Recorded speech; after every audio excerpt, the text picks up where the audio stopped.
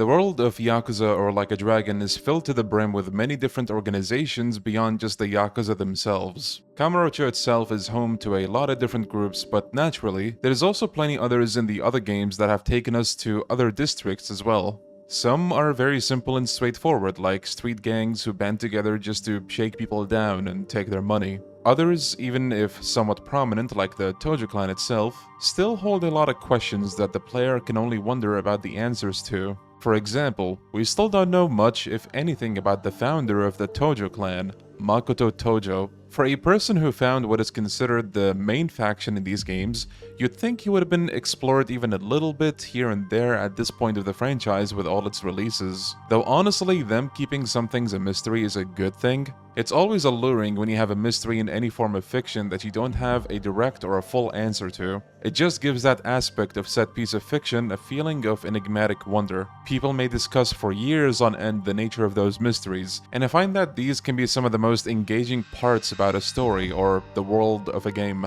However, today we're not here to discuss something that we barely have a lead on like that. We are going to talk about a mysterious organization, but we do have morsels that give us something of an understanding at least. Today, we will be covering the shadowy Nikkyo Consortium of the Tojo Clan.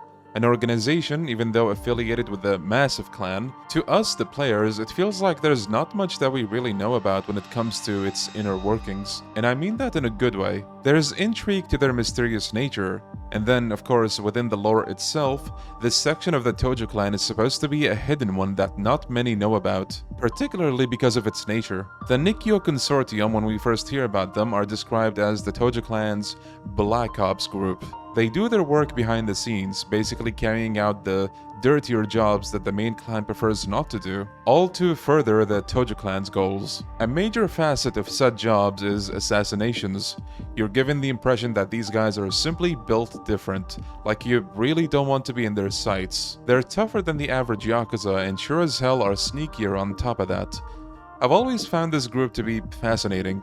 I sort of hope they would have done more with it given their interesting background. With a group like this, you probably would have expected to see some sick, bloody assassination scenes or maybe even gruesome torture scenes that would fit the group's MO. Something similar in nature to what happened to Kiryu in the first game by the Snake Flower Triad. And I'm not gonna lie, I think a lot of us might agree that it's one of the more forgettable groups, particularly because of how little they're mentioned and how little we see of them. But I still think they're cool enough to warrant a video like this, if only to mention missed opportunities. With the introduction of who they are out of the way, I'd like to cover their beginnings, how we came to hear about them, who their founder is, and everything we come to know about them as the games go on. I'll try my best not to leave anything out, but these games are gigantic, and there's a lot of text, so I might just inevitably miss or forget something, and if I do, please do point it out in the comments. And before we do the actual deep dive, I just want to say thank you so much for watching, it really does mean a lot.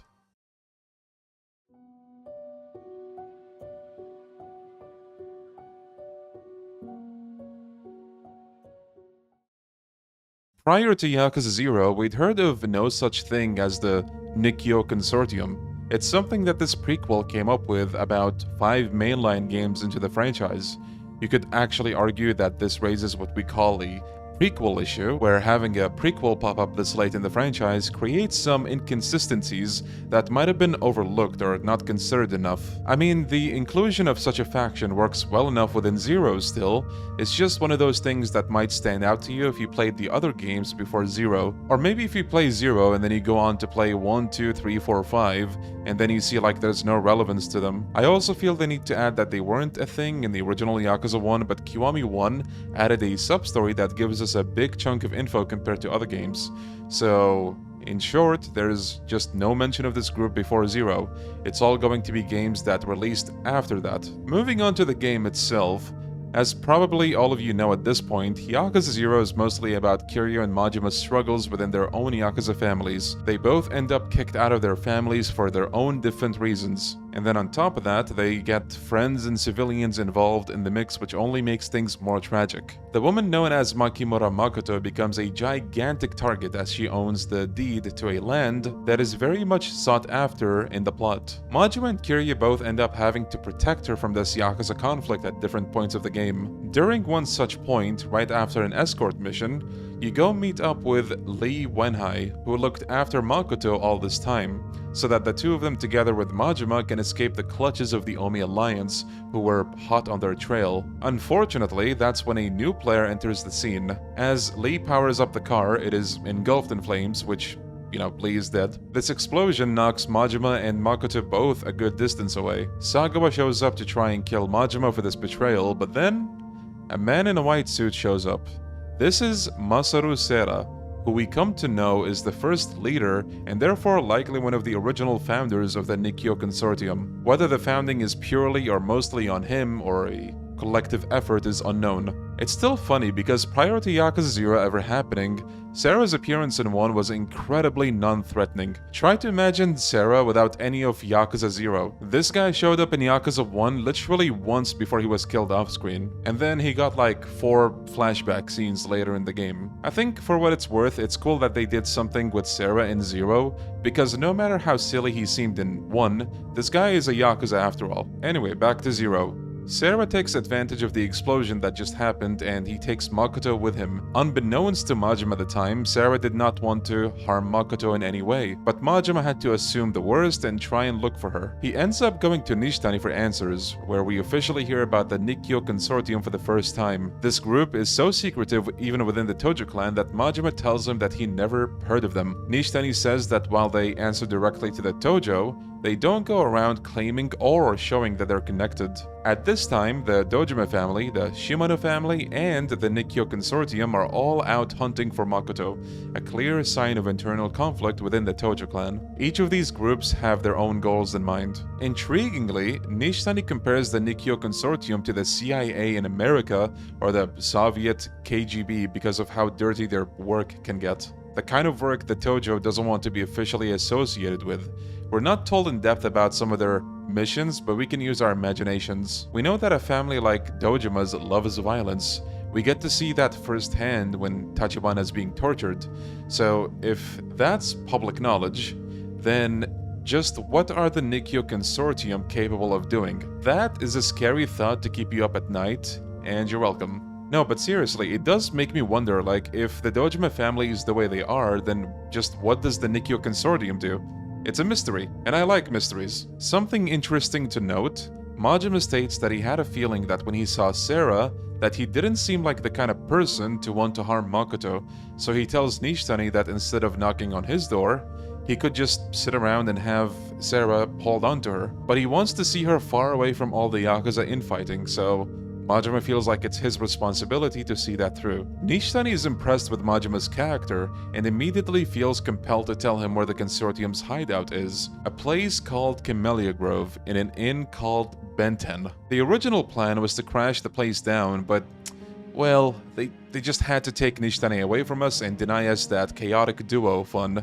Sorry to bring up those bad memories, dear viewer.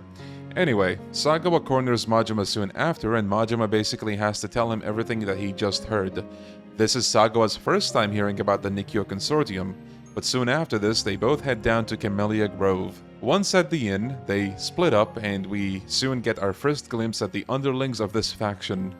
They're clad in a beige uniform with a no mask. They carry themselves better than your average Tojo grunt and look much more capable and menacing. Some of the higher ranking ones you fight along the way have different masks as well. I think this whole mask gimmick is one of their coolest traits. They stand out among other groups you fight and it does give them a bit of a creepy feel. Unfortunately for them, you're Majima, so you decimate the living hell out of them.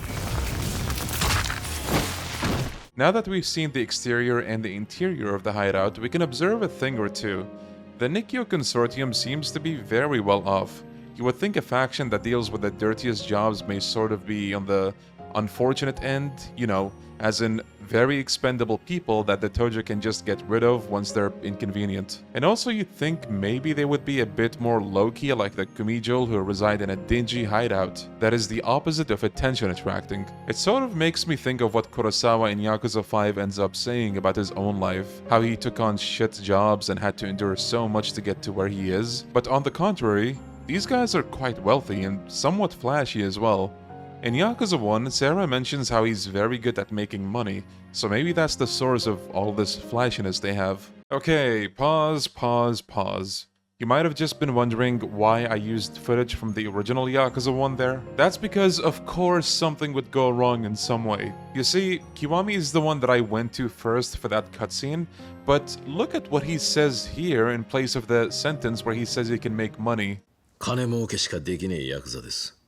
What the heck is this? Is one of them a mistranslation of some sorts? This is kinda completely contradictory. If you ask me, there's no way Sarah wasn't good at making money given what we know about him. Maybe Kiwami's translation was being vague and maybe they meant that it takes more than just making money to be a proper Yakuza?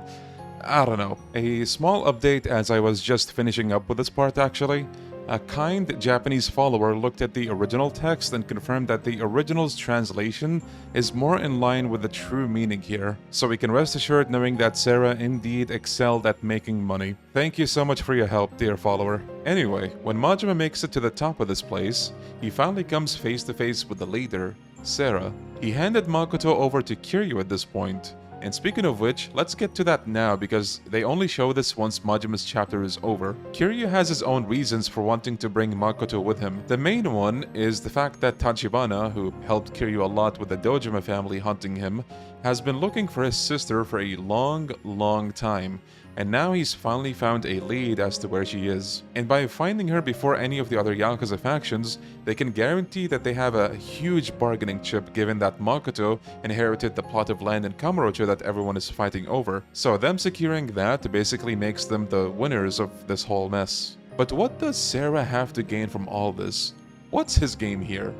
True, he is something of a noble character, but there has to be an ulterior motive, right? Well, from the meeting between Kiryu and Sarah, we know that Kazama is in touch with Sarah, and they plotted this whole thing together. For starters, they think that Dojima is getting too out of hand with how much power he's gained lately, so they want to try and do something about that. They weaken Dojima's influence, and then on top of that, I assume Kazama himself gave his blessings to Sarah to use this opportunity to be praised by the higher-ups and eventually become next chairman. Sarah let Makoto know why she has so many people chasing after her, and that makes her say that she couldn't care less for the land that she inherited. People are dying around her, she just wants to be rid of it. And with that, Kiryu departs with Makoto. Now back to Majima. Upon hearing that she's not here, he gets upset. But Sarah insists that he's not his enemy and that he's willing to tell him everything that he wants to know. He just wants to test him, if you will. He wants to know why Majima's after Makoto. He gets the feeling that it might be because he has feelings for her, but he still wants to make sure it's nothing malicious. Sarah says that he'll tell him where she is if Majima can prove his strength against him, so they fight. It's worth noting that even though Sarah is not intending to harm Makoto in any way, this last conversation sort of makes it clear that he's intending to use not only her, but also Majima's more innocent motivations for protecting her to possibly further his own gains. He knows that Majima is willing to risk his life for this girl, and once his plan with Kazama succeeds, the higher-ups will sing his praises. After the fight, Sarah, true to his word, tells Majima everything, including why everyone is after Makoto since he doesn't know about that yet. He warns Majima that going to Kamurocho may do more harm than good, but Majima has trouble believing that some real estate guys will do a good job of keeping Makoto safe. Sarah hands Majima a gun and says that if he doesn't trust him, then, well, he's free to shoot him right here, right now. Majima reluctantly says he'll stay in Sotenbori in that case, but just then, Sagawa shoots Sarah and is like, "Yo, good job distracting him, Majima, fine teamwork." And that's where Sagawa also catches on to what's going on, and he basically says they're going to Kamurocho. This decision of Sarah to just hand Majima a gun and tell him to shoot him if he doesn't trust him is a very hardcore thing to do.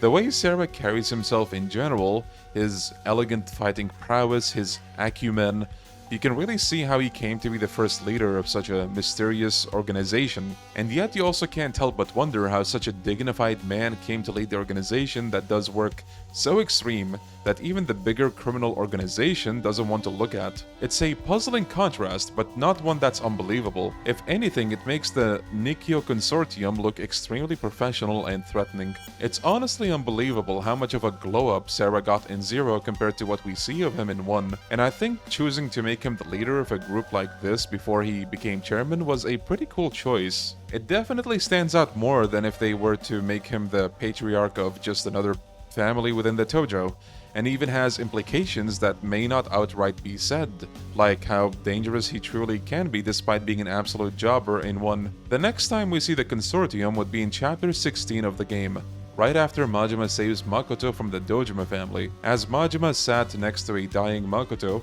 Sera and his men show up and immediately rush her to medical care. He continues to stay true to his word and do everything in his power to help Makoto in any way he's able. At the hospital, Sera tells Majima that they may need to move her somewhere more secure because the Dojima family might find her here. Majima's had enough at this point and says that as long as the Dojima family is around, none of this will stop. So he'll go right for the head honcho.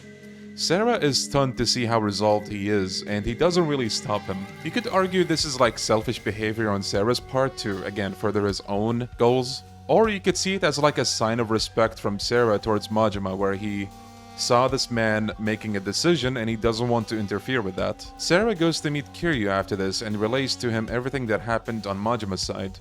This is where he also reveals that he and Kazuma plan to work together in this mess. Kazuma chose the Nikkyo Consortium to try and get Dojima off his high horse. Then Tachibana, since he also knows Kazuma, would sell the land to the Consortium, all to diminish any hopes of Dojima becoming a chairman and have it be Sera instead. As it turns out, Kazuma did a lot for Sera. He showed him the ropes when it came to being a Yakuza. So Sera isn't entirely selfish in all of this, as he does have a personal stake of some sorts. That said, we still don't really know exactly how he came to form an organization like the Nikkyo Consortium.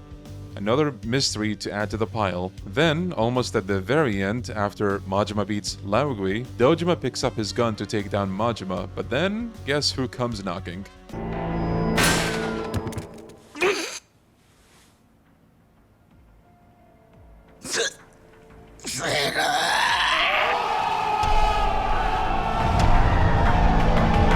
Sera gives some surprisingly level-headed advice for the situation. Majima intended to kill Laogui and Dojima both, but Sera said that might not be the best thing to do, especially if Makoto herself found out. She may have to live with the guilt of indirectly taking lives for the rest of her life. He reassured Majima that he'd take care of them both, and that he's not as forgiving as he thinks. Sera says that they might throw Laogui in the same hole that Majima left. You know, the one where Majima got fucked up for like an entire year. I think Laogui's in for a not-so-fun time. Majima's kinda done with Sera, as he tells him that he just used him like Shimano did. To that, Sera says that Majima just so happened to crush the Dojima family by the time he made it, and that he couldn't really have seen that coming. Whether or not Sera's being sly about it, I'll leave that to your imagination. He asks Majima for one last favor. He gives him the gun and asks him to kill Shimano since he betrayed the Tojo by trying to sell the land to the Omi Alliance. We don't know what exactly Sera was expecting to happen when he gave him this job, but Majima does meet up with Shimano, and instead of shooting him, he shows loyalty by saying he'll take the fall and to use him as the scapegoat. Then, I guess Shimano was kind of impressed to see that display of loyalty. He just shoots the Omi executive sitting across from him instead. It's an insane response, but also fitting for Shimano. But now that he took out an Omi higher-up, he says to relay onto Sera that he's not the traitor. Well played, Shimano. Well played. Later, we get to witness a Tojo Clan meeting that basically concludes the events of the story. It's time to appoint a new chairman, as the current one is only an acting one. Dojima gets absolutely humiliated with how many L's he's taken throughout the events of the game. Meanwhile, Sera gets appointed to Tojo Clan captain, and Dojima, almost as if further humiliation for him, is assigned to be his guardian. Many of the patriarchs also vouched for Sera, so all is looking good for him. This paved the way for Sera to eventually take the lead of the Tojo Clan. The last tidbit we get is in the credits. They mention that once acting chairman Nihara retired, Sera took the reins as the next chairman. Apparently things were good under his rule for a while, at least until Yakuza 1, as we all know, where Nishiki fucked everything up and caused so much internal conflict. This guy's a beast, I tell you. This about does it for the Nikkyo Consortium with Yakuza 0. It's the one game where we see the most involvement of them, but it's only natural given that this was their debut. There are some games after it that do also mention them or add to their lore, and now that 0 is done, let's move on to the next one.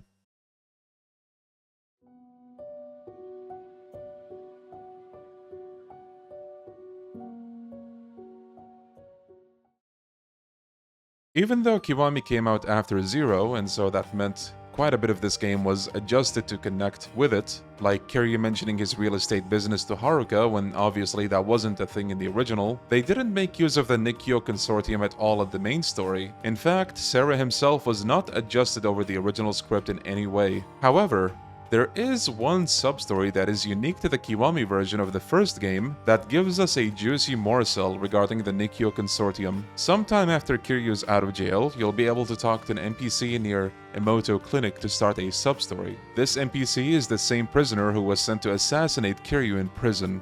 The guy is still angry over the fact that he lost to a traitor who killed his patriarch in cold blood. Because he failed in his task and got absolutely demolished by Kiryu, his family abandoned him, so he's all on his own after he got out now. Kiryu thinks it doesn't make sense that Sera only expelled him and didn't banish him, which he thinks shows mercy, and yet he sent an assassin after him. It's a contradiction. Something doesn't add up. If he wanted to punish Kiryu by sending an assassin after him, why bother showing mercy by expelling him instead of a full-on banishment which prevents any chance of him ever coming back to the Tojo? You end up fighting him. And after the fight, Kiryu advises the guy to just cut ties with his family and move on with his life. But before they leave, Kiryu asks him one more time just to make sure whether it really was Chairman Sera that sent him. The guy says it wasn't Sera, it was the Nikkyo Consortium's second president, a guy named Masashi Kunieda. This creates even more questions because wouldn't the second president be close to Sera? Why'd he do something like this? Neither of them have any clue, but Kiryu's interested in meeting this guy to find out for himself. Searching in the more seedy places of Kamurocho, Kiryu comes across the guy in Purgatory. He confirms that he did indeed send an assassin and told him to say it was Sera that did it. So Kiryu's asking why. Kunieda says that what Kiryu did was no small thing, so the Tojo responded in kind. But what Kiryu really wants to know is why lie about who sent the chairman. He doesn't give an answer yet, and instead diverts the topic to Nishiki. The consortium is currently hunting down Nishiki since he's the one who apparently killed the chairman Sera, and they want to pay him back. Kiryu tries to plead with the second president to leave things to him for now since this is a personal matter to him, but he refuses, so Kiryu decides to fight him. After the fight, Kunieda says that he can see why Chairman Sera holds him in high regard, and reveals that the hit really was under Sera's orders, which only baffles Kiryu. Why would he send someone to kill him if he regarded him so highly? Well, apparently Sera actually had this 4D chess plan, you see. He wanted Kiryu to return to his Tojo family as soon as it was possible. That's why instead of banishment, he got an expulsion. But because of what Kiryu was charged with, Sera had to take action somehow, and he had to take action quick. The assassin was sent after Kiryu purely for a grandiose show to send a message to anyone who dared interfere that Kiryu is for the Tojo Clan to worry about. No one else is allowed to intervene. Kunieda says that the assassin himself was also something of a test, to see if Kiryu's life was worth saving. If the assassin did kill Kiryu, well, tough luck, he wasn't worth it anyway. I guess that's just how it is when you're dealing with the strongest guy in Japan. Sending an assassin after you as a weird way of claiming you is just another Tuesday for Kiryu. Kunieda then takes his leave and says that if Kiryu ever needed anything, all he has to do is ask. So, things end between him and the second president quite nicely actually, even though the Tojo Clan is hell-bent on taking Kiryu down in this game. The consortium seems relatively chill and distant enough that they can have some agency in the matter, which, for what it's worth, is pretty cool. It cements them as anything but just another Tojo lackey group. They stand out enough. Maybe the Tojo Clan doesn't have full control over them? It's really hard to say, but hey, Kunieda was chill. Then again, it's like time repeats itself.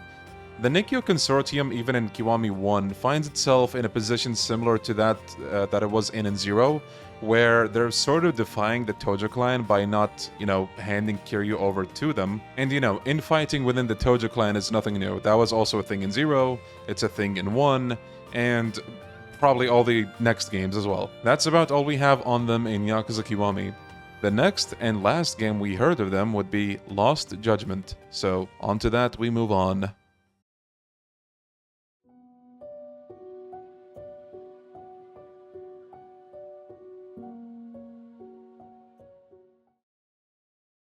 The Nikkyo Consortium's quote-unquote return finds itself in, I would say an unusual choice of a game to come back in. We all know that the Judgment games are basically just Yakuza spin-offs, but there's still something neat about seeing a mainline faction come up here to serve as background additions for a couple of characters. Direct connections to the main game's lore isn't always the focus in these games, so seeing something like the Consortium adding something to the story here is appreciated, as we don't know much about them to begin with. When we talk about the Nikkyo Consortium with Lost Judgment, two characters come to mind: Daimu Akutsu and Kazuki Soma. Before we really delve into them, I have to mention something as a reminder. The Tojo Clan is no more in this game thanks to what transpired in the events of Yakuza Like a Dragon. Now you have a lot of ex-Yakuza being recruited by a newly formed gang called RK, spearheaded by Akutsu and Soma, which seeks to unite not only former Yakuza, but also any regular gangs and even civilian punks. It is mentioned that former Yakuza members joining automatically start at a higher ranking than the average newcomer, which makes sense. They even try to recruit Kaito, seeing as he used to be a Yakuza as well, but of course, he refuses. After several encounters with members of the RK, Akutsu, and Soma, Yagami and Kaito go to Higashi to ask him if he knows anything about the duo's past in the Tojo Clan. This is where I believe the bulk of the big info first drops. He reveals that both Akutsu and Soma were part of the Nikkyo Consortium, and as expected, they weren't just ordinary members. They were executive candidates. They also mentioned things we already know, like how the Consortium would usually get assigned the dirtiest jobs, but we also get to know for the first time that the Nikkyo Consortium, at least in the not-so-distant past, would treat its members very unjustly for an organization of its kind. Whenever they'd make the organization a lot of money, the higher-ups would sweep in and take most of it, and basically just use the lower-ranking members for their own pockets. Now, one thing to note here. I'm not sure if by they mean the higher-ups of the Tojo Clan or the higher-ups of the Nikkyo Consortium, because I feel like it could be either, and depending on which one it is, it sort of changes what can be said about the Nikkyo Consortium. But anyway, Soma and Akutsu put up with those conditions hoping that they could still claw their way to the top one day. But because of the Tojo Clan dissolution, that never came to be. Assuming it was the Nikkyo Consortium's higher-ups that were extorting their underlings, then we have a clear sign that at some point, something went wrong for the Nikkyo Consortium. This doesn't really sound like the consortium that we know of with its first two presidents who seem to be very good at their jobs as leaders. Though also being fair, we never knew much about how they treated their underlings. We've seen Sarah interact with them at least once, and it doesn't tell us much. For all we know, the previous presidents could have also been embezzling funds for their own gain and left their members in the dirt. But here's one thing that comes to mind that I can think of in Sarah's defense. We know because of Yakuza 1 that making money was the best thing he could be assigned to do, and he excelled at it. So we can likely take that as a good indication of him not being the kind of leader to take the earnings of his underlings while he was ruling the consortium. We don't know much about the second president, Kunieda, as much as we know about Sarah, so it's a bit harder to guess with him. But at the same time, we do know that he seemed to be a man of values for what it was worth. So I'd say he probably held the consortium together pretty well as well. But if we were to go with the understanding that it was the Tojo Clan that was treating the consortium as expendable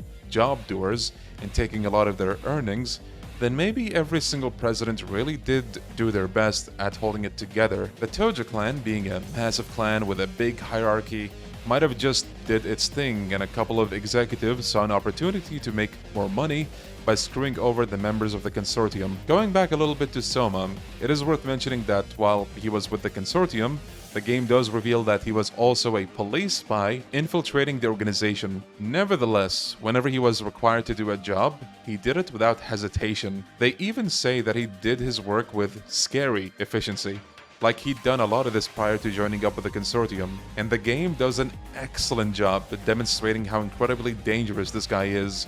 And seeing that, I'd say that also gives us a good idea as to how terrifying it must be being hunted down by the Nikkyo Consortium, assuming you did enough to piss them off. Yagami has Higashi tell him about the whereabouts of the third and last president of the Nikkyo Consortium, a man named Irie. He tells him that he hangs out often at the Champion District nowadays, just drinking his days away. Once they find him, Kaito introduces himself, and Irie says that he's familiar with his former boss, Matsugane, and praises him for being an old-school Yakuza with morals and dignity, but he had trouble making money.